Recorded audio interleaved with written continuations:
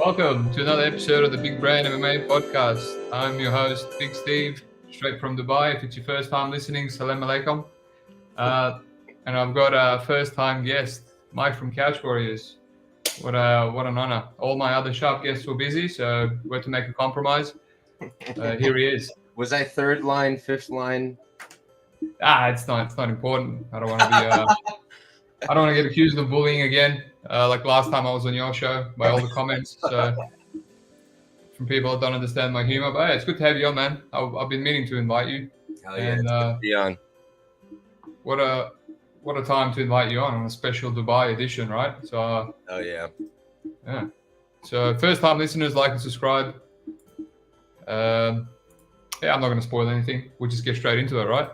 Let's do it. Straight into a decent little card.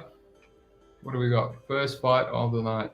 Also, apologies for the technical difficulties. I was about to go live and then it said that I have no storage, and if I record, nothing will actually be recorded. And then I clicked record, it was too late, so I had to cancel and make a new one. So it was officially a 7-second podcast. Alrighty, let's do it. First fight of the card: Juliana Miller, Luana Santos. I'll let you take this one away, Mr. Mike. Oh yeah, giving me the best fight on the card. So that's it. I like Santos here. Not enough to bet her at this line.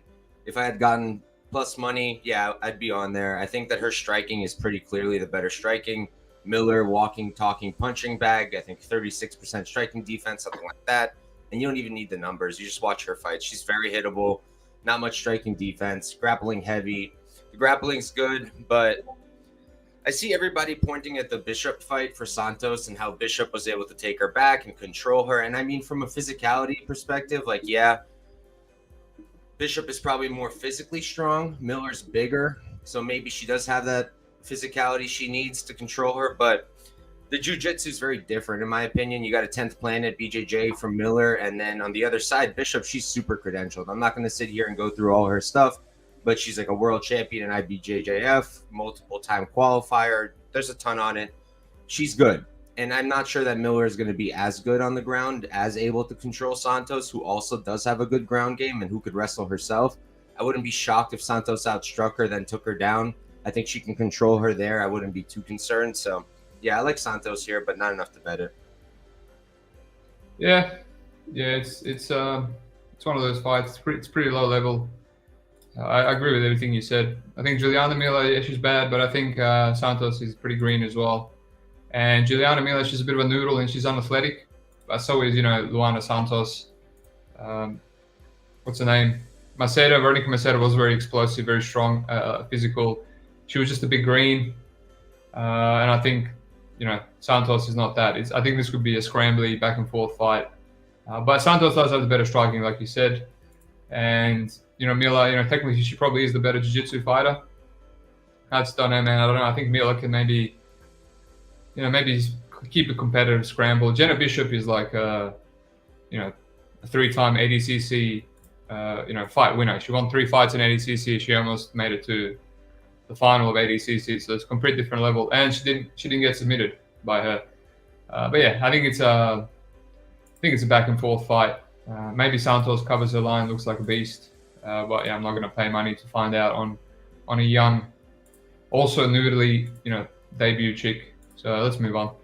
You don't have anything on the fight, right? Nah, nothing for me here. Pansy, typical. All right, let's see this comment. Time to mask up. That's it. Like I said, Moise, only my natural mask from walking through the desert for 3 hours. I'm feeling very, very alpha right now with my mask on. All right, Damon Blackshear versus Jose Johnson. This is a short notice one.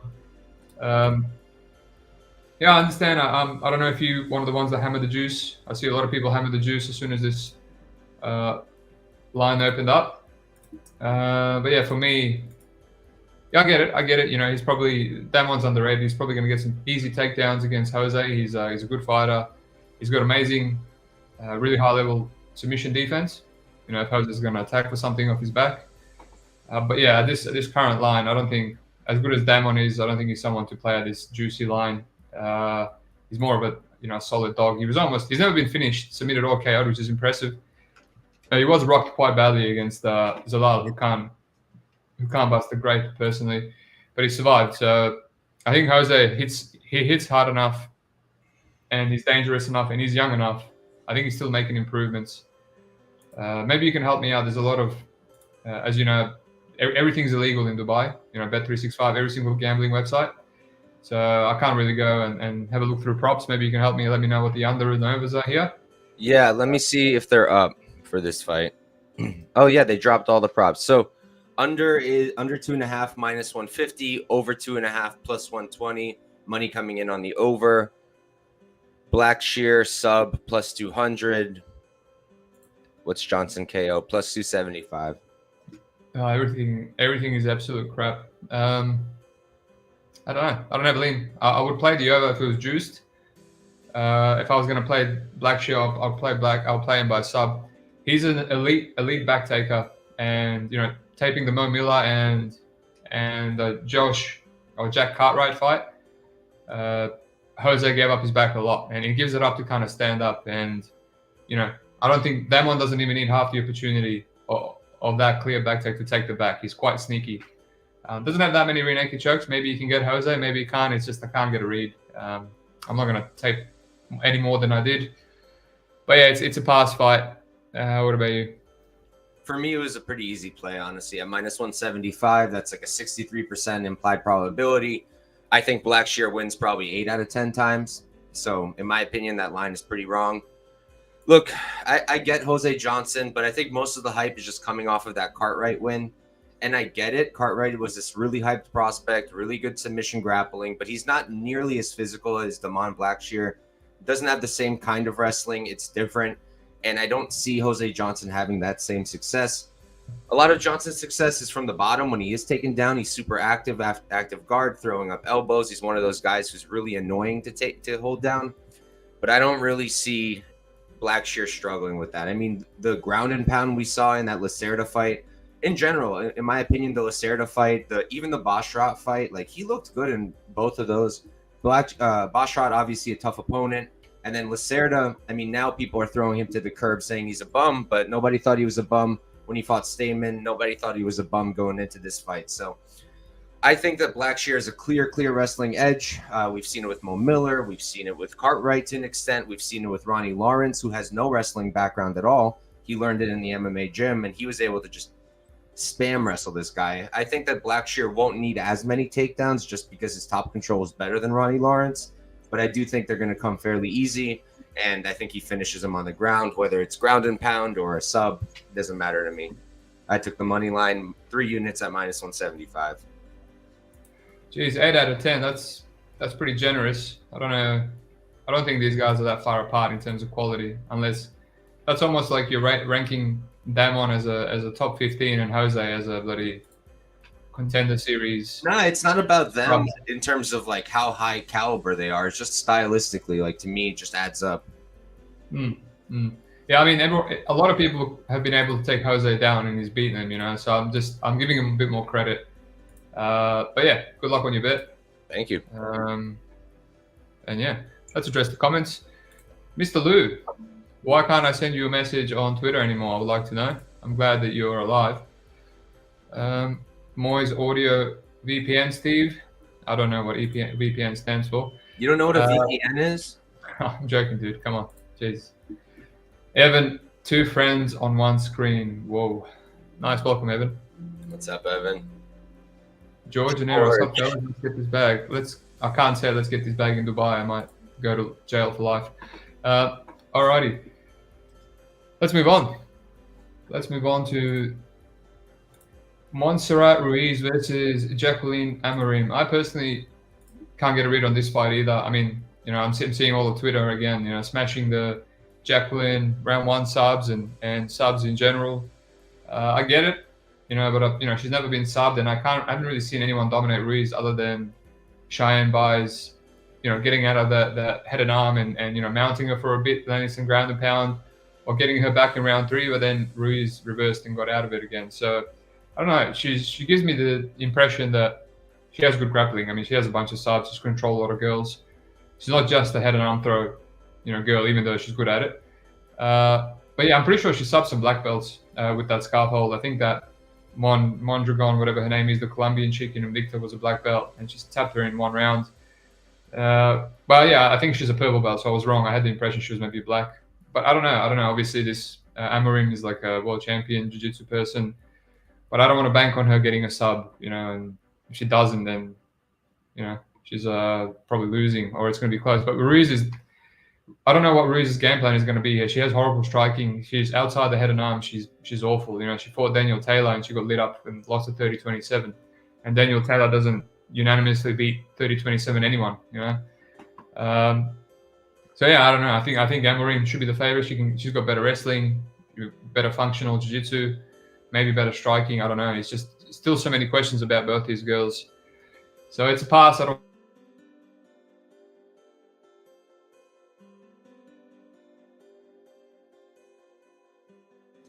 Are you frozen or am I frozen?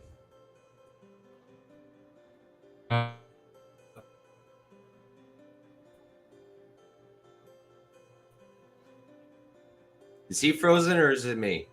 Chat.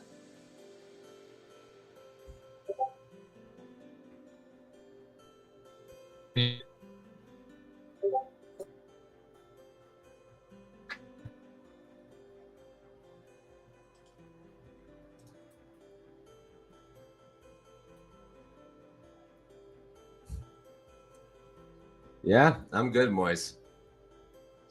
Hoping you back?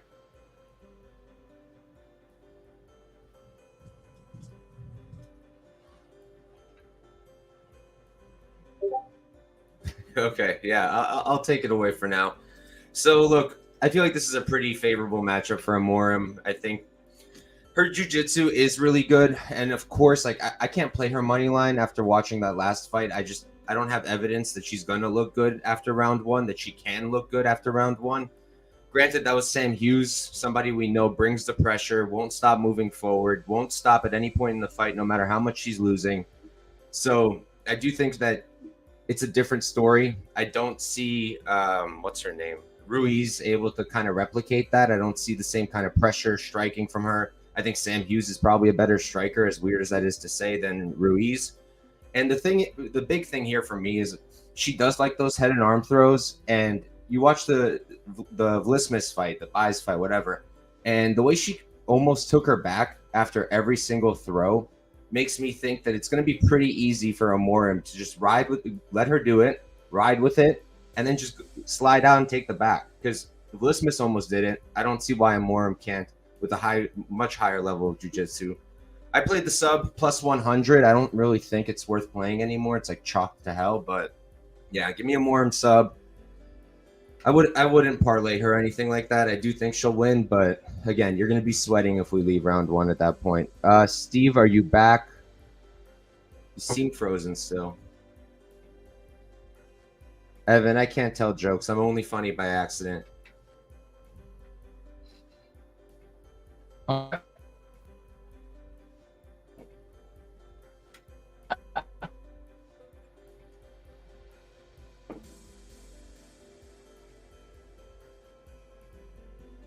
Looks like Dubai needs better Wi-Fi. Oh, look, it's just me now. Hey,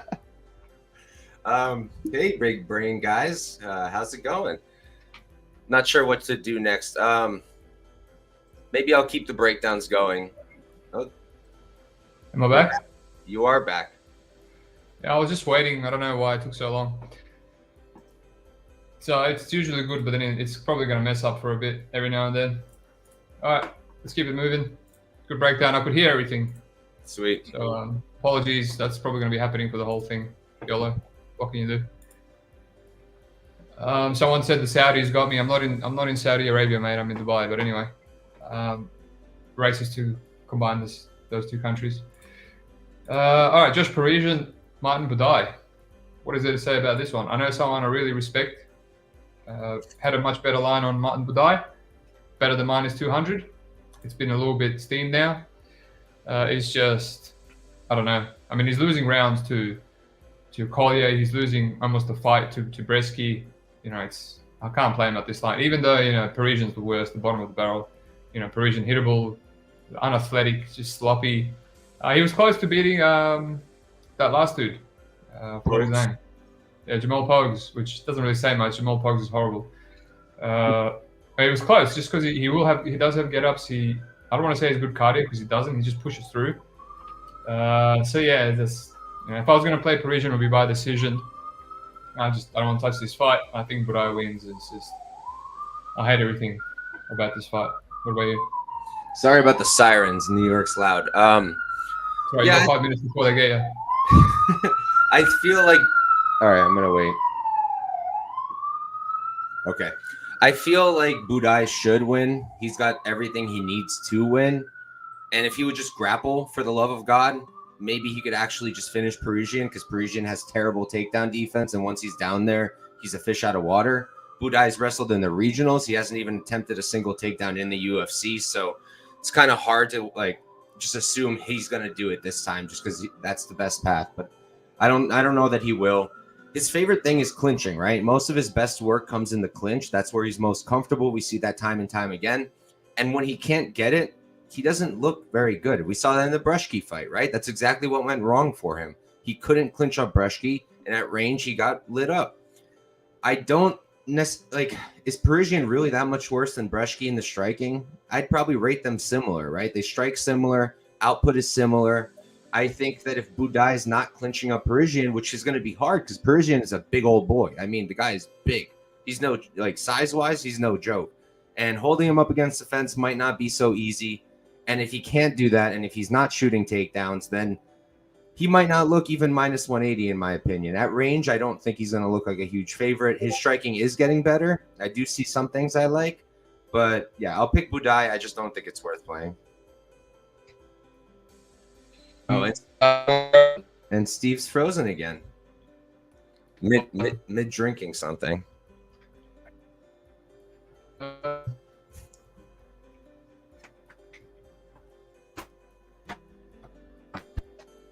This might turn out to be the Big Brain Mike podcast instead of the Big Brain podcast. Call me Big Mike from now on. Can't really tell what you're saying, brother.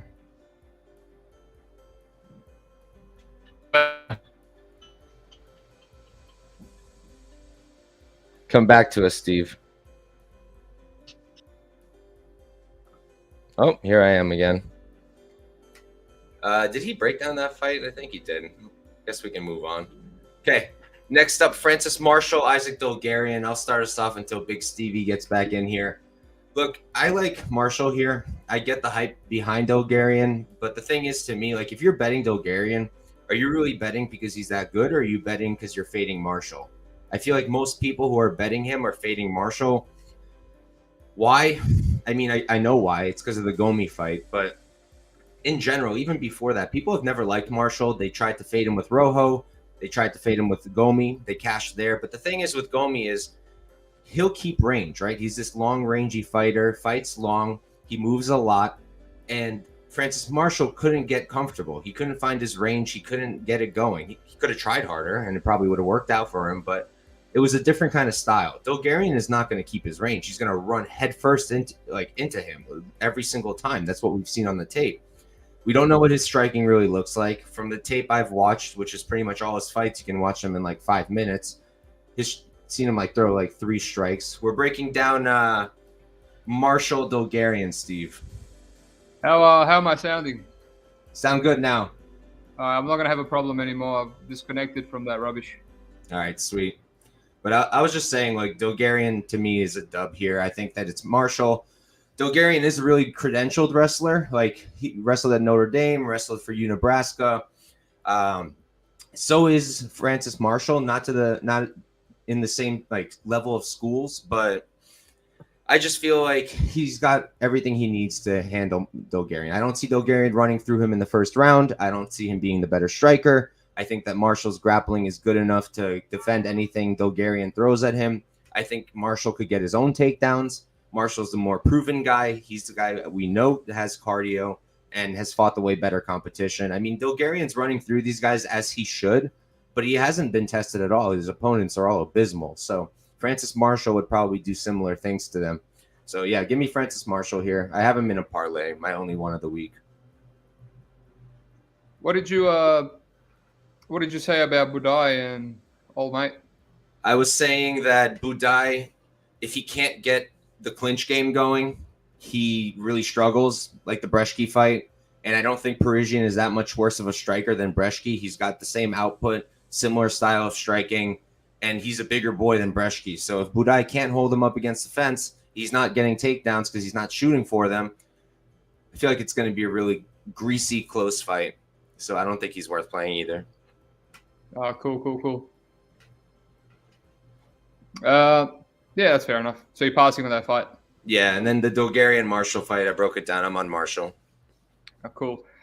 Yeah, I don't know. You seem confident. I think there's a lot of questions about Dulgarian. So would I be surprised if he, gets a round 1 KO? Probably not, because I know he's finishing bums, but like finishing bums is something that can translate well because he's obviously got power, right? I'll look through the records. A lot of them are chinny, a lot of them are bummy. They've been finished by everyone. But it's like, man, he's finishing him with like one punch, one ground and pound transition, one, back take. So it's like, you just don't know until he has a step up in competition. So I don't want to assume that, Marshall's going to run through him. And if I was going to play Marshall, I would just play him at, I'll just live bet him. Let's say Bulgarian is, because you can tell that Bulgarian is super explosive, right? It's quite obvious, whatever it is, you can see it on tape. But yeah, I tried, someone I respect again is on Marshall Big, and I told him about the under, and then he's on the under as well, which kind of goes hand in hand. If Bulgarian is a fraud, he should be finished, right? Even though Marshall's pretty dreadful at finishing fights. But yeah, I think he's got underrated striking, and he's quite hittable too, which is why I can't play him. I think both guys are a little bit green. Yeah, sucks that I can't lean one way or another. I had the early Bulgarian line, and it's just like, I don't know. I'm probably forcing it. I don't know what this kid's going to look like at all. I mean, my thing is, even if Bulgarian does have 3 rounds of cardio, I still think Francis Marshall right now is the better guy, just from what I've seen. What did you see? I mean, what did you see on the Bulgarian side that tells you that? From Bulgarian, you can't see much, but from the strikes I've seen, I didn't like them. The wrestling was good, sure. And like I said, he's credentialed and all that. But Francis Marshall, I just think his wrestling is also good enough where he's going to be able to defend takedowns from most people. I don't think that there's like that Bulgarian is so good where it's just a for sure thing where he's going to get these takedowns. I don't think so. And I'm fairly confident in saying that Marshall looks like the cleaner striker. Again, I'm working with very few strikes from Bulgarian, but that's what I'm seeing. Yeah. No, you're probably right. You could be right. I guess we'll find out unless Bulgarian pulls out again. Alrighty. Let's move on, shall we? Terrence McKinney, Mike Breeden. Now, this fight and the next few, I broke my rule, and I kind of laid the bets before I did the tape. That's the issue with Bet Online. I can't cash out like my old Bet365, the old faithful.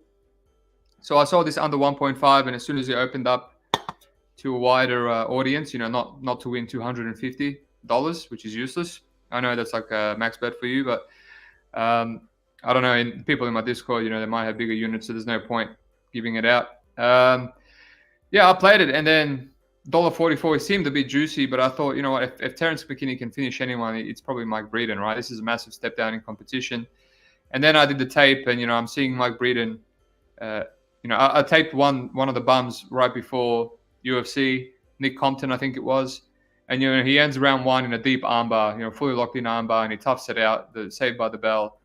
And then it's like you didn't have to watch this Hernandez fight, just got ran through, and I seen Natan Levy, taken down like 3 or 4 times in round 1, and then hurts him with a body kick. So it's like this really should go under if Terrence McKinney fights to his full potential.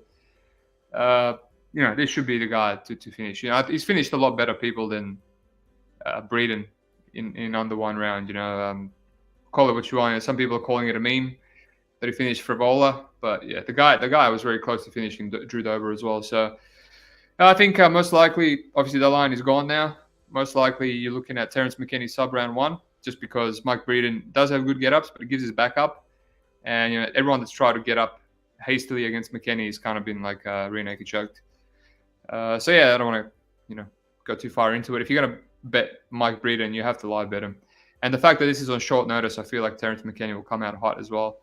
Yeah, I don't think he's winning this decision because Breeden will come forward. He will pressure you. It's kind of like the perfect fight for the under, just like the Sadikov.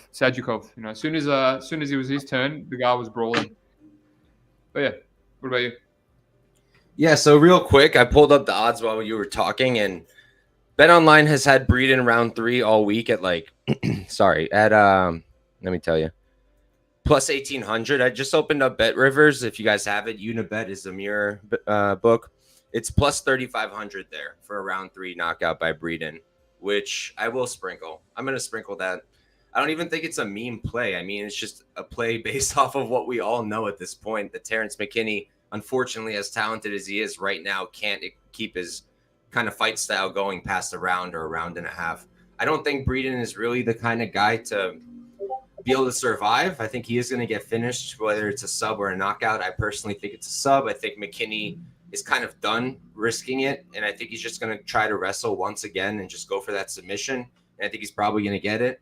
But if he doesn't, the one thing with Mike Breeden is he will show up in round 3. He will throw a lot in round 3. He will still have output in round 3. We saw that in the Romero fight, right? Which is crazy. Romero won, and then Breeden's the one in the UFC. But plus 3,500 on the round 3 knockout. Got to take a shot on that. Whether I played McKinney sub, I don't know. I don't love the price, and it would also suck if he just comes out there and 1-2 and knocks him down. So it's a pass for me, other than like a few props.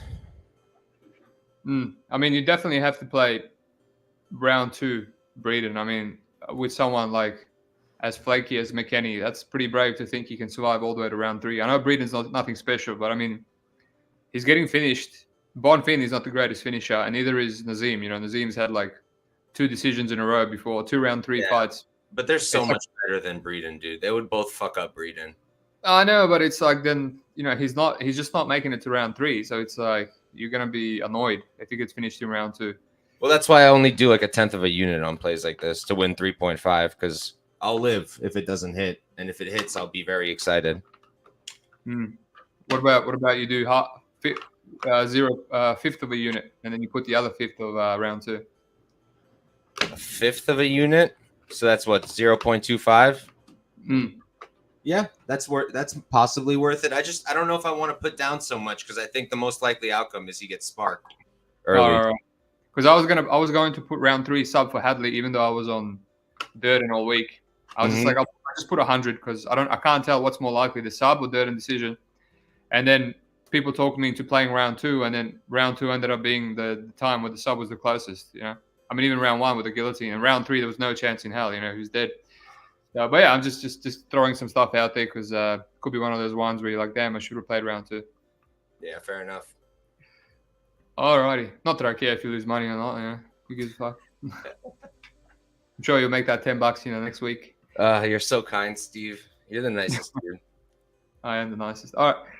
This is the other fight. Marcus McGee, JP Buys, that I've rushed to play, and I've got 2 plays. I don't want to say I regret them. So I was eyeing that under 2.5, under 1.5 rounds, pardon me. You know, and it was like 300 to win 300, and I was like, why are all the other limits open on all the other fights? And in this fight, where I think it's plus money, and most likely goes under 1.5 rounds, is you know, it's just giving me like 300 to win. And I was exercising some patience. I was like, there's no point giving it to anyone. I can't make any money. I'm just going to wait. And I was just waiting for someone to hit it, you know, for 250. And I woke up, it was $1.70, and I was like, you know what, that's still value. So I locked it in without taping. I told the boys in Discord to play it. And then I also blindly locked in Marcus McGee at Incredible Juice with Josh Friend. And, you know, after taping, I kind of reduced a little bit. I still think they both have a high chance of hitting. Square parlay. I would have never expected that out of you. Oh, no, I just kind of rushed it. I just thought, man, Marcus McGee is going to run through JP Buys because Buys is a bum. You know, we're both on him against Newsom. I know exactly what McGee brings to the table. But then, you know, my very cautious approach, I taped it. I was like, you know what, there's a chance this goes into the finish ends in, you know, end of round 2. Maybe the start of round 3. You never know. Maybe JP Buys, you know, at bantamweight, a little bit more durable. there might be some grappling. The only reason that the Bruno Silva fight went over was a bit of grappling, but you never know. It could also be ran through in 1 second. Marcus McGee, he's improving. I know he's 33. People say he's not a prospect. He's just one of those late bloomers. I think he's quite high quality. I like how he doesn't rush when he hurts his opponents. He doesn't crowd. He's got great distance management. He switches stances. Amazing shot selection. We've seen him get sub against Newsom, which no one expected. People were fading him a juice against Newsom because he was a blue belt, and then he went and submitted a black belt in Newsom. So just a bunch of jobbers out there, really not knowing what they're doing. And yeah, he's a good fighter, but it's just the one sub loss he had was against Militia Nascimento in LFA, and he literally did what JP has a chance to do. JP is super explosive early. He was ragdolling Montel Jackson, early, who looked like a giant compared to him. And Montel Jackson will do that. He's lost fights by being wrestled as well by Brett Johns and Ricky Simone. So he's not some amazing, defensive wrestler, even though his offensive wrestling is good. But yeah, Marcus McGee, he's improving with his takedown defense. It's just I don't like how he scrambles. He will throw spinning back kicks and he will give up his back instantly, but he will scramble out of it, roll out of it. And I just feel JP Buys is quite opportunistic while fresh. To jump on the back, body triangle. He's very aggressive with his ground and pound. I still favor McGee because there's no way. JP's horrible. He's a flake, and you can't train out of being a flake. But yeah, he's young, he's improving. I'm sure he's better at bantamweight. I do feel like this fight finishes. The longer it goes, McGee's just gonna beat the crap out of him. He knocked out Ramos, who's extremely durable in LFA. He's like not the best fighter, not the best record. But his durability is one thing he had, and I think he hits very hard. A lot of people, you see when McGee lands something, you can see panic in their eyes, and the way he broke Jerry Newsom on short notice as well. Newsom's quite durable too. So yeah.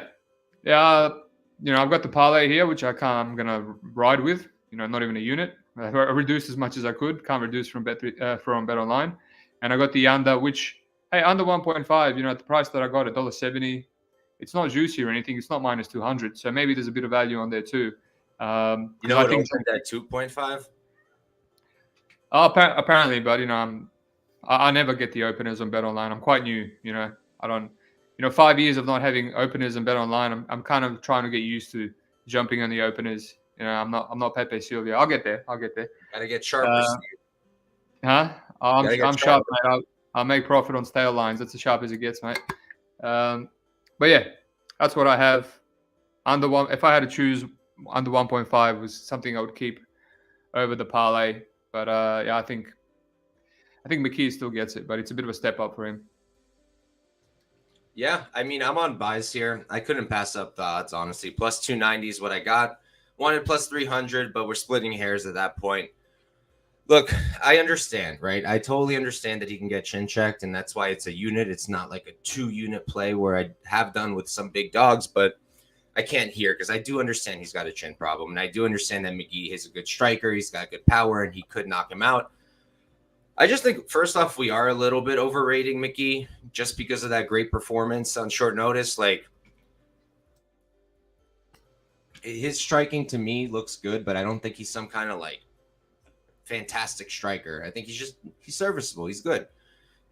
And defending 6 takedowns against Newsom, I understand Newsom's a black belt, but a black belt doesn't necessarily help you with the takedowns. He's a boxer. That's where he started, Newsom. And to defend 6 takedowns from him, it's impressive, I guess, on short notice. Yeah, but it's not the same. And it's not JP Buys. JP Buys, in my opinion, will get takedowns. I think round 1 will probably be his best round. I'm not as convinced that he'll break as a lot of people are. I think that he's shown good things. He's been to round 4 on the regionals, Luthando Bico, an actually decent guy. He made it to the decision with Montel Jackson. I know he was like dying the entire time because Jackson hits like a train and Jackson decided not to finish the fight for some reason. But he made it all the way. Didn't look completely out of it at any point to me. And I don't think his striking's bad either. Like, I don't think there's some tremendous gap on the striking here. I don't think JP Buys is a bad striker. I think he's a solid striker. I just think he's a much better grappler than he is a striker. I think the takedowns will be there. Just watch how he took Jackson down and went right into full mount. That was fantastic. And what I am seeing at 135, chin looks a little bit better. I mean, I feel like at 125, those punches from Jackson probably put him out like he did against Durden.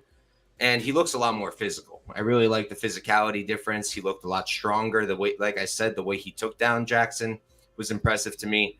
I personally think he takes down McGee and maybe gets that first round sub. Wouldn't be shocked if it comes in the second. But yeah, I like Bias here. He's my pick and my play. That's fair enough. That's fair enough. I can't fault it. I was on Bias at pick him against Durden just because of that round 1 sub upside. Me too. Made me look like an idiot. Yeah. If whatever happens, hopefully it's in the under 1.5. But personally, if I had a choice, I would play ends round 1 and 2.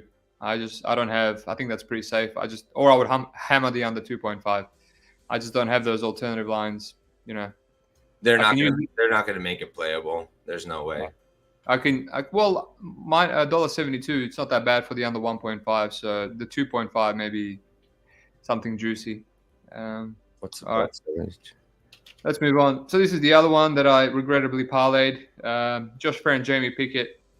I am a lot more confident in this juicy parlay piece.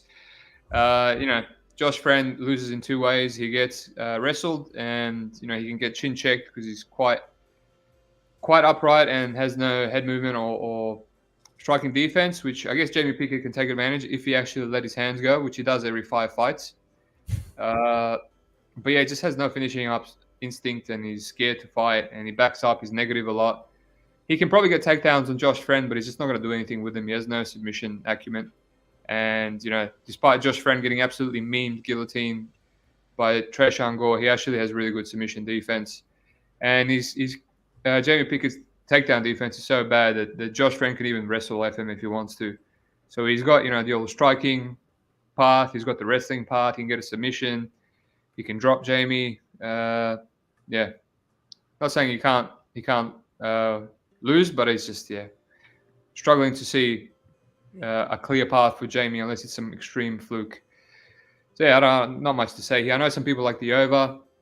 Can't trust Jamie Pickett to not flake in the under 1.5 mark. After tapping to Dawkins with 1 second left because he's biting his tongue, he's an absolute pansy. The only guy to be finished properly by Beverly Hills Ninja in 1 round. So I think Josh Friend wins, and nothing really playable here unless you're a square like me and you rush to parlay him with something. What about you? Yeah, I mean, at this line, like, you're pretty much saying that he's going to win at least 80% of the time, which I guess is probably accurate. But like, is there a value there? I don't really think so. Pickett, to me, he's going to beat guys who aren't that great, right? Joseph Holmes, I bet Pickett there. Holmes super green. Staropoli, who just isn't very good. That was okay, a decent win, I guess. And then after that, he's losing. I mean, the Bo Nickel fight we can just throw out the window. The Tiulin fight, that to me suggests that Fremd probably could find a knockout. But the thing with Fremd is he doesn't look to me like he does anything spectacular. I think the striking for him will probably be better. The thing with Pickett is he could be so good. In my opinion, he could be really good. He has all the physical attributes, and he's a great wrestler, really good takedown defense, 66%. I mean, he was even making it hard for Nickel at first. Obviously, ball shot or not, he was going down at some point, but he did decent in my opinion. I like the takedown defense, and I don't see Fremd having much wrestling success here, so I think he's going to have to win on the feet. And is Fremd the better striker? Probably. Who has more power? Probably Fremd. So yeah, he'll probably knock out Pickett in my opinion, but I don't think he's going to have wrestling success. And if Pickett keeps that range, actually uses his jab in 1-2 and wrestles or defense takedowns, could be live at this price. I can't trust Pickett with my hard-earned money, even with my 1 cent units, as Steve likes to say. But yeah, I just can't trust him. But I do think he's live for an upset. I'll pick Fremd, not touching this fight at all. Right. Now I think he'll have wrestling success only because I've seen Jamie pick ragdoll by Staropoli, who's a Argentinian welterweight kickboxer, and Chris Dawkins, who has the worst wrestling, absolutely worst wrestling. You mean Kyle? Kyle, that's right. That doesn't matter. It's a bit of a useless fight anyway. Alrighty, let's move on. Tarfon and Chukwi versus AJ Dobson. Now I know I know you have a play on this fight, so I'll let you take it away. Yeah, this and Blackshear are my two biggest plays. I played Tafan at -137, like shortly after the line dropped. I like him a lot here. Look, I understand some of the concerns people have. He's slow. They say he's low output, which I disagree with. I think it's dependent on the fights. I mean, there's fights where he's landing over 100 significant strikes, and there's fights where he's not. One of those fights, Jamie Pickett, right? In my opinion, Dobson is around that level of Jamie Pickett. To me personally, I don't rate Dobson very highly. After the Contender Series fight, I mean, I was completely low on him. That was horrible. I think since then he's improved. He has looked a bit better. I think the striking has come a decent way. It's not just crazy bombs anymore. He's actually showing decent hands, but I just don't think it's that great. I think Tafon could outstrike him. And something I really love about Tafon's striking is he doesn't discriminate targets, right? He'll go head, body, legs, almost like at equal numbers, which I think is super important. And if he does that here, I think he's going to really slow down Dobson. And Dobson can be slowed down. And the more he gets tired, the easier it's going to be for Tafon. I think the only way Dobson gets this done is with a knockout, which I guess is live. But like, look, I get Tafon's coming down to 185, but he has done it before, didn't get knocked out. And I get that he's built like a truck, but he is very small. I do think that a cut to 185 is just fine for him. And the guys who knocked him out, like, I mean, Carlos Oberg is a completely different striker than Dobson. He'd probably knock out Dobson too. And Mirzakhanov, also a super dangerous striker in a fight that Tafon was winning.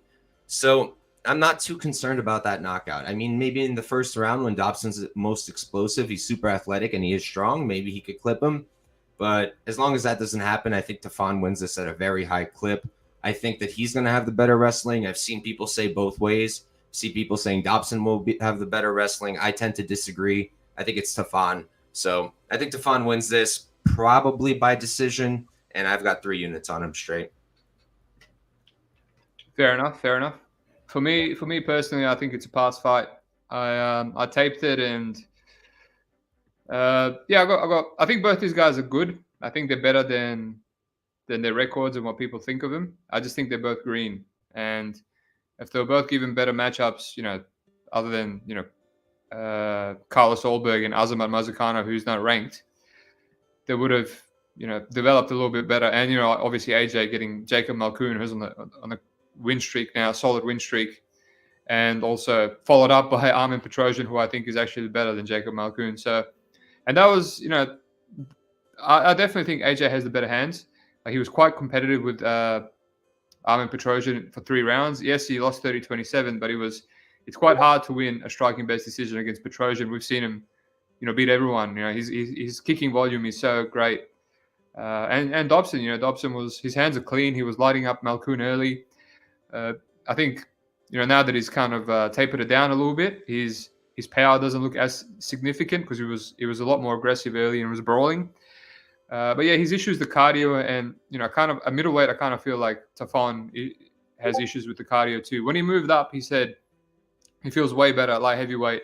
He was cutting way too much weight, and now he's gone back down to middleweight. I don't know what to think of that. It's just questions I have. The only people he's really beaten is Mike Rodriguez, Jamie Pickett, and that's it. Absolute bums, and he kind of bullies him. Like, is he going to be able to bully AJ Dobson? I don't think so, because AJ Dobson, like I said, he's good everywhere. He's got good wrestling, offensive wrestling, great defensive wrestling. Like the takedown defense he showed in round 1 against Malkoun was amazing. Malkoun kept getting on his hips, and DC was just flabbergasted how he keeps landing on his feet. So he just loses as the fight goes longer, and the cardio just tapers off. I don't know. I can't get a read. I think early. Tafon's the slowest gun in the whole entire world. I think the lower he goes in weight classes, the slower he becomes, because the lighter guys are faster. So I think he was better suited at light heavyweight. But I like his pressure. I thought he was quite durable. Obviously, 2 back-to-back knockouts. But he had a lot of overhand rights from, Mirzakhanov until he had like a 3-piece combo in the third. That was, he got caught and then caught again. And then he finally ate the flying knee like 3 times in a row.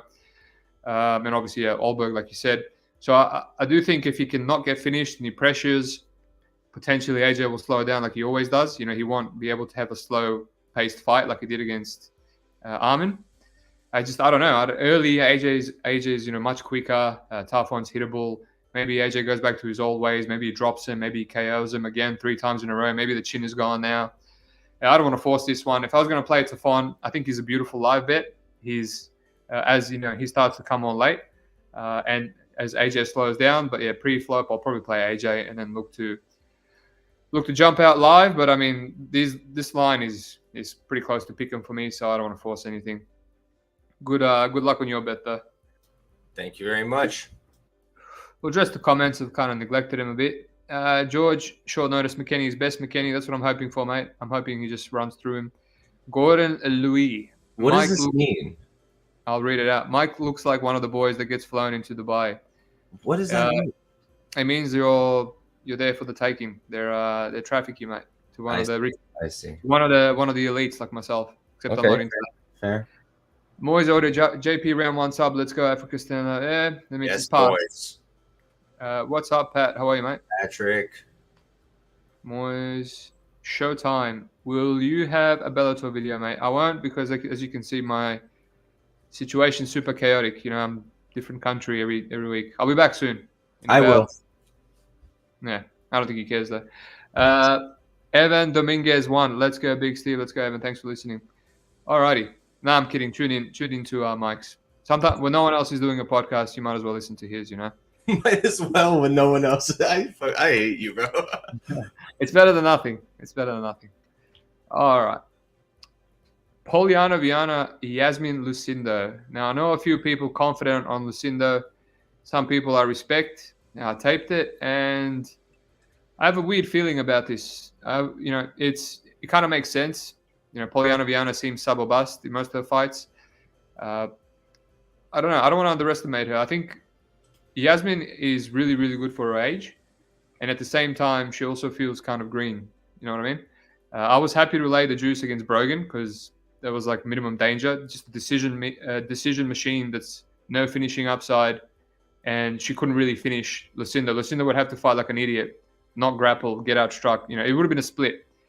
And that felt kind of competitive on the feet, if not for Lucinda constantly countering Brogan. And it's like she didn't really grapple, and when she grappled, she stood up. And I just don't know. I don't know what this girl's gonna do. She's young. She's young. I don't know. She used to grapple a lot more in the regionals. The wrestling's not the greatest. She's been submitted like 3 times from guard. I know that was a long time ago when she was young. Fernandez, the horrible Fernandez with no takedown defense, was one of them.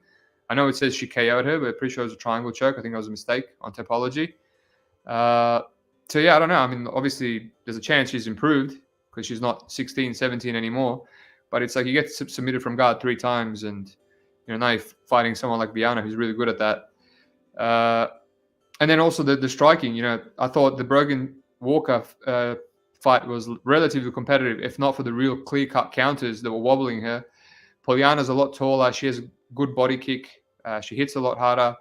A lot of the girls that shoot on her, they feel uncomfortable because of her striking.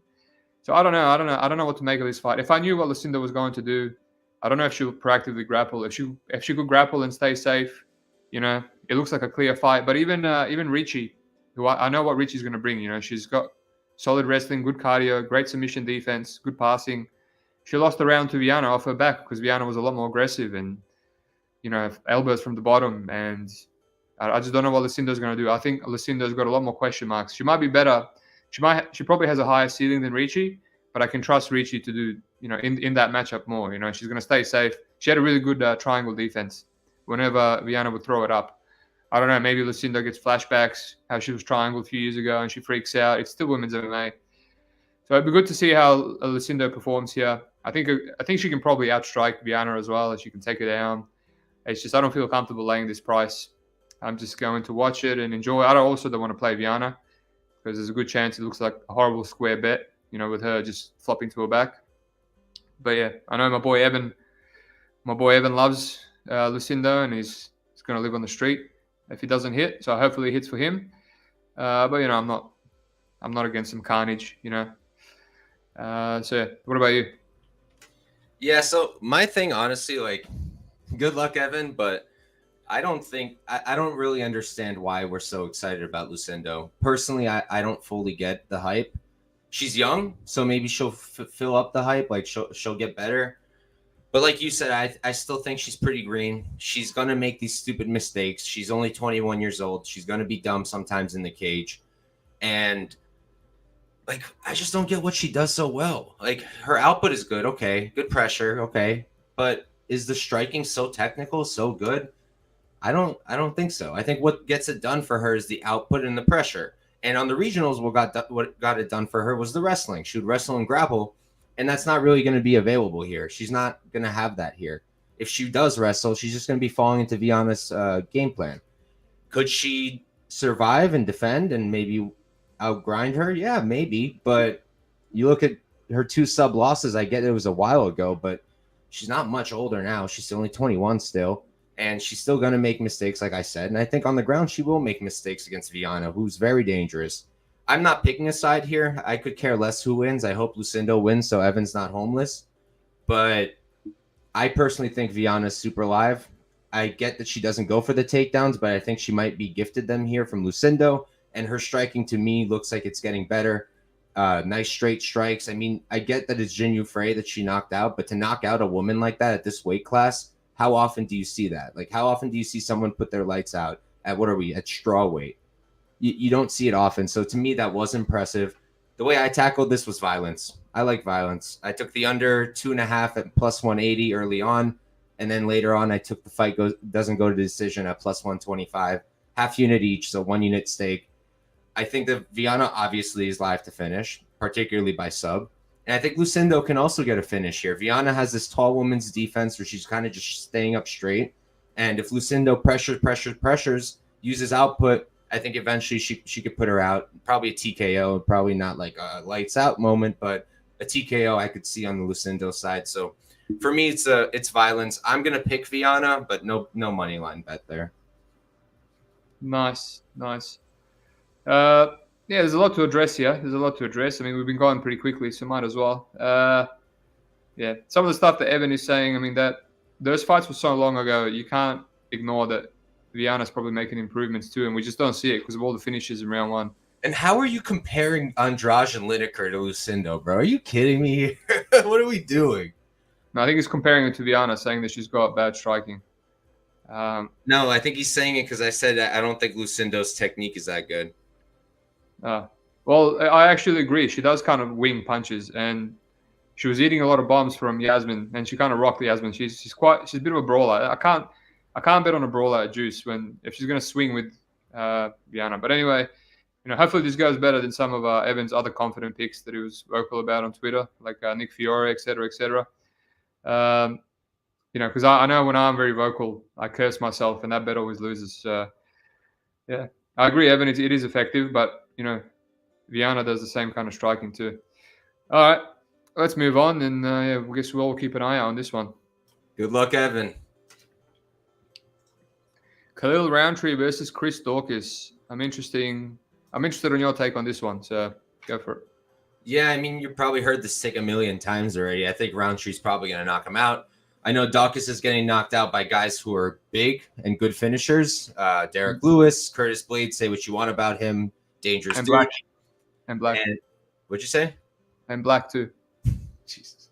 And Jairzinho Rosenstruck. Roundtree, in my opinion, I mean, I wish they would measure it or something like they did with Ngannou's power. That would help. But I think he does hit very hard as well. I do think he can catch that chin of Daukaus. Daukaus was never a heavyweight. He never belonged to there. But is coming down going to help his chin? I don't really think so. Historically, that doesn't help your chin going down in weight classes.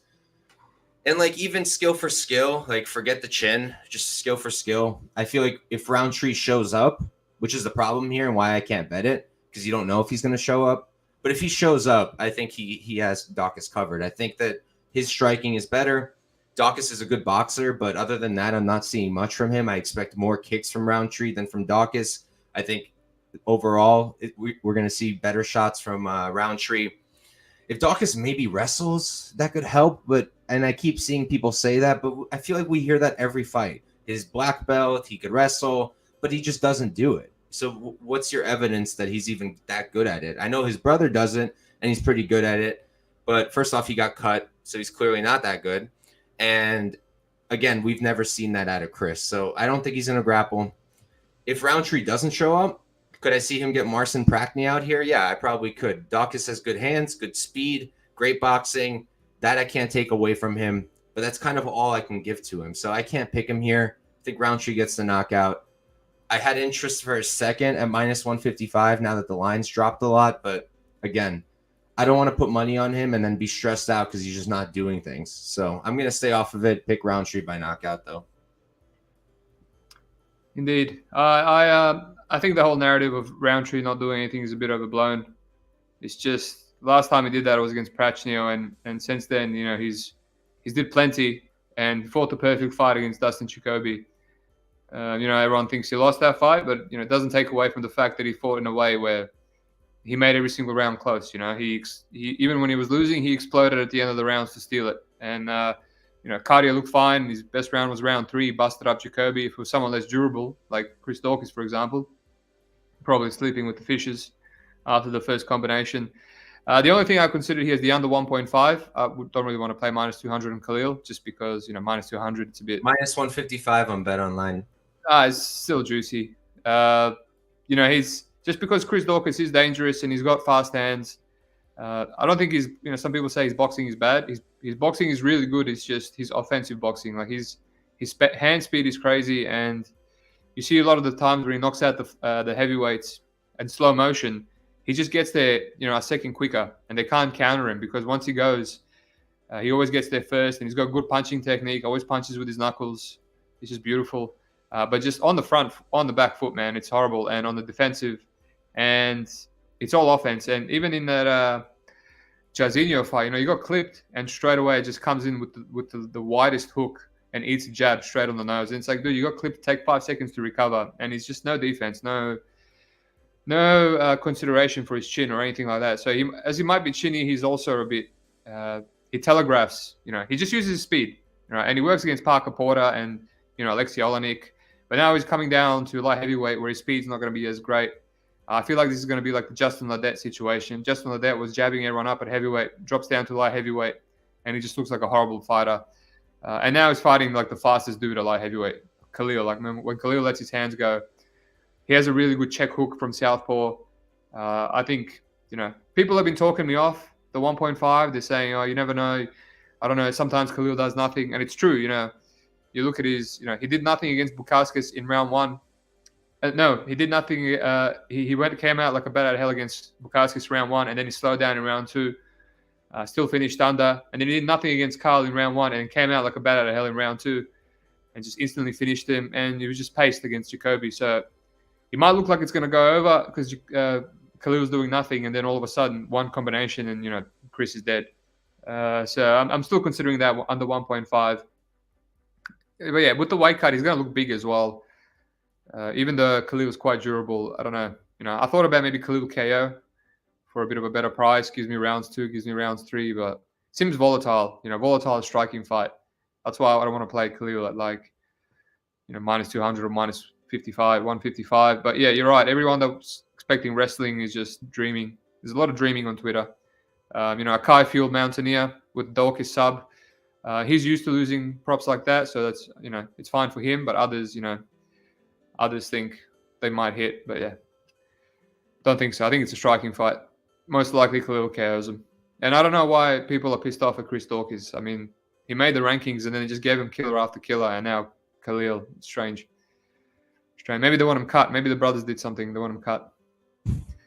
I think they're just low on them now. I mean, if they gave him favorable matchups, he could keep giving round 1 KOs. That's exciting, but who knows? Alrighty. Cub Swanson, Hakeem Dawodu. This is the one fight I didn't tape at all. I mean, I know Cub has kind of lost durability a bit recently, and he's moving up to featherweight, which is a good move. I thought draining himself to bantamweight was a horrible move. And I'm super, super low on Hakeem Dawodu. I faded him as a massive favorite against Arosa, one of my favorite bets. He looked like a cuck in that one. And yeah, if anything, I can't really say, do I want to play Cub as a dog or do I want to play Hakeem Dawodu? I feel like I'm leaning both ways, but this is pre-tape, so I don't have a strong take. So maybe you can add something more than me. Yeah, I mean, I just think that at this point in their careers, it's hard for me to see Dawodu lose this. I mean, maybe he gets outpaced, like with strikes. Maybe he gets outstruck. Cub lands more. I don't really see that happening. I don't see him getting out grappled by Cub. Cub does not wrestle like the rest of the guys out grappling Dawodu. I know Erosa got takedowns, but Erosa can grapple. And I know he gets a lot of shit for that Erosa fight. I played Erosa also. If you're not knocking out Erosa, he's a pain in the ass to deal with. He's not an easy fighter. He's not a bum. He just doesn't have much of a chin. So Dawodu not knocking him out, that's definitely, shows he maybe doesn't have all that much power. But in terms of just like, aside from that, I think Erosa is a good fighter, and I don't think that's a terrible loss. I think that's fine. I think that right now he's going to be the cleaner striker. He's going to land better. I think he has more chances to hurt Cub than Cub has to hurt him. And if Cub's not getting takedowns, which I don't expect him to really, I think Dawodu just outworks and wins a decision. I've seen some people playing him late, but Dawodu doesn't finish anybody, unfortunately. He has like one UFC finish, so I'm not going to put any money on that. Dawodu's the second leg of my parlay with Francis Marshall, who came out to plus 139. My guy Ederson's here calling me Heisenberg's son. Yeah, I like Hakeem. That parlay's plus 139, 1 unit on it, and that's all I'm going to do. I almost played Dawodu straight, but do I want to put a full 2 units down? I don't know. No, I don't really want to against Cubs, so that's all I'm going to do. I do think he wins this at a high clip, though. It's hard for me to see a Cub win. Fair enough. I mean, I just remember the whole situation with Dawodu saying he was going to retire in a couple of fights. That was before the Erosa fight. And not only did he not knock out Erosa, he didn't even touch him. And he was cleanly outstruck 30-27. And now you see Erosa not aging the best, not aging the best. Yeah, I can't lay the juice. I'm pretty confident even without the tape, I won't be able to lay the juice. But let's move on. Good luck to you again, I guess, unless I end up against you. And the final fight. Probably the best fight, hands down, on the card, which is good. I love when the cards end on a high note, as opposed to a Holly Holm main event, for example. Vicente Luque, Rafael dos Anjos. It's another week, another massive narrative about Vicente Luque's brain bleeding. I wish I need to do a bit more tape. I know these guys quite well. I've taped them a lot recently, probably too much, both of them. Personally, I'm trying not to take that brain bleeding into account.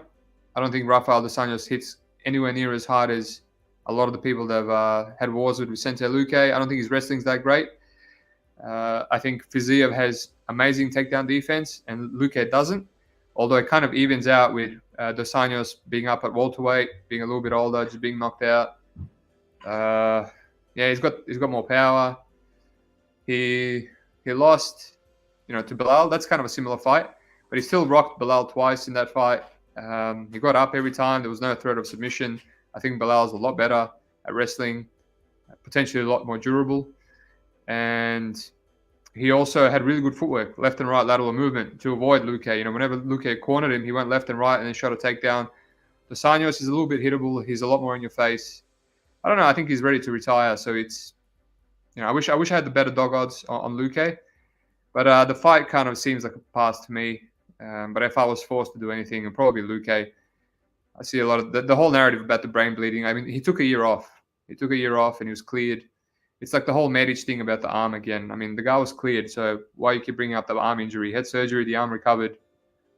But, there's always going to be an edge because of the narratives. So, personally, I think Luque has more in the tank.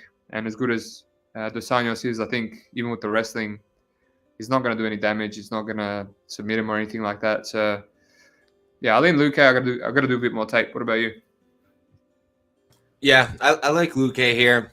My initial pre-tape lean was RDA, and I also, I heard the narrative like everybody else. And I think if not for this dude, why does everyone keep saying brain bleeding? It's a brain hemorrhage. I get it's also brain bleeding. I just think it's funny, but literally everybody just keeps saying brain bleeding. I feel that the line wouldn't be this way if not for that, which I guess makes sense, right? You can't help but wonder how that's going to affect anybody. We don't have any data points on fighters coming back after a brain hemorrhage. We have no idea how that's going to affect the person. Will that affect his chin? Will that make him make worse decisions? Maybe he'll freeze up like Shane Burgos did against Barbosa and just, almost die.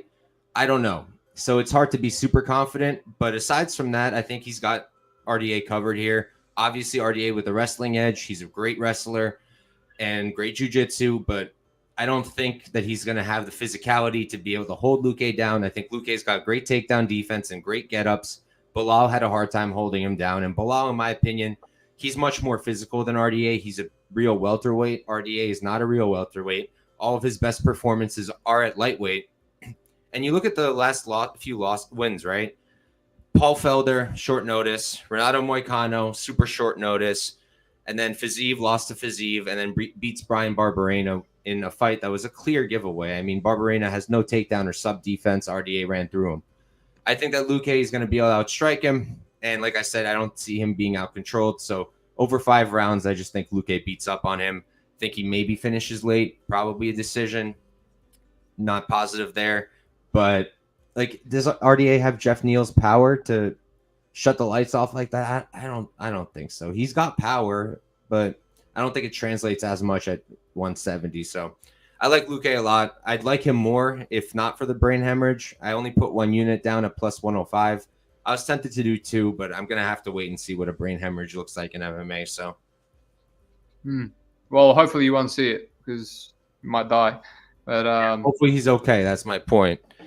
According to the doctors, he is. But according to Twitter, he's not yet. So I'm going to have to go back to my notes and decide who I want to trust.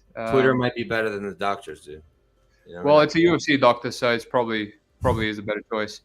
But yeah, thanks for that, man. That was a good breakdown. I'm going to quickly go over the whole card and do my little which way I lean, even though don't really have like bets that I really, really like. Let's do that now, and then I'll get your most confident, your 2 best bets after that. Just give me a sec. So Juliana Mila Santos, yeah, the whole thing's a pass. Damon, Jose Johnson, I don't really want to say dog or pass, but I don't have a good read. Amorim, Ruiz, dog or pass. Parisian, Budai, dog or pass. Bulgarian, Marshall, I can't decide. Probably the under. I got the McKinney under 1.5. I'll probably play McKinney round 1 sub if I had to. McGee, I have the under there, which I kind of slightly regret just because I like to play it safe. I would have played round 1 and 2. And I have the parlay with Friend for not even a unit, which, it is what it is, sticking with it because I have no choice. Tafon Dobson, big pass. Lucinda Viana, pass. Khalil Roundtree, Dorcas, I'm leaning the under 1.5. Swanson, David, I have to tape. And leading Luque, I haven't played it yet. Goes without saying, I don't really have a best bet that I want to give anyone because that's my new rule now. Do you have a best bet and the second best bet that you like? Or yeah, I mean, it's pretty easy for me because there's only 2 big plays I have this card. It's the 3 units on Tafon and 3 units on Blackshear. So those are my 2 most confident. Ooh. Usually on this podcast we have quite a high strike rate with my best bets and also the guests. So we'll see how you go. Both those fights seem a bit how you're going to me, but yeah. All I can say is good luck, and if they don't hit, it's nothing to do with me. So yeah, like and subscribe. Go subscribe to Mike as well. Yes, on sir. Couch Warrior. If you hate my breakdowns, you will love his because they're the complete opposite. Polar opposite, yeah. A lot more, I don't want to say substance, but probably a lot more entertaining. And he will give you picks for every fight. And he will give you a lot of parlays. No, I don't do those anymore as much. Shit. Last card, did I even have one? No, I didn't. Oh, very nice. Evolving. But yeah, he knows his stuff. He's just, improving. Remind me of a young me. All right. Other than that, do you have any Bellator picks you want to give to the viewers? Yeah, I mean, I've got a few. Anything you really like? Anything I really like? I like Mamedov. I know the price isn't great. I got minus 205. I think he's going to be good there. I like Moldavsky quite a bit. I thought I was going to pass, and then I ran it back. Like I think that he's got him covered. Also, I've got to play on James Gonzalez against Gallagher. I wish I got the underdog odds, but whatever. Alfie Davis, I like him there, minus 115. And I took Marceli Alves as an underdog, but that one's a risky play. Both of them are really good. And, my 2 favorites, honestly, Brennan Almeida over 1.5 plus 110. I think that's a great bet. I think Almeida is going to survive at least the first 7.5 minutes. I personally think we go to the decision, but I'm good with the over 1.5. And Storley, Brennan Ward, I'm not sure what the line's at now. I got -120 for the under 4.5. I think that's a great spot too. I mean, Ward, I think, has been to one decision in like 20 something fights. And Storley's got a bunch of finishes. I think it's either Ward early or Storley late, but I do think it ends ITD. What was the play? The under 4.5? -120 is what I got. Is that what it's at on Bet Online? I'm not sure. Let me check. That would be crazy if that was the total. Because that wasn't the opener either. It's -160 now is what I'm seeing. For 4.5 rounds. Under, yeah. Interesting. I mean, Ward has been wrestled to a decision before, and Stoll is a bit of a wet blanket. Yeah. But I'll have to look into. Honestly, I've only looked into one Bellator fight on the whole card, and that was the Alves that you played as a dog, and I decided to pass at the time. And now it's a pick'em. I mean, I just can't get a read. You know, Alves is young, he's got power, but Hodge is quite good too. So, but yeah, there's quite a few that I'm looking into. I might start with that main event, see if that under's worth it. But it took so long to break down the 17 fight card, dude. It was ridiculous. Yeah, I kind of wish I spent more time on it. But when I realized I was doing this podcast, I was like, all right, I have to tape the whole card. And there's from here on out, I'm trying to improve the pod a bit, trying to have guests every week. So nice. See how we go. When I come back to Australia, it should be easier. Yeah, thanks for helping out, man. Thanks for helping me break it down. We'll probably have you on at some point, maybe for a contender series, if you're keen. Other than that, everyone that's listening, like and subscribe, and see you next time.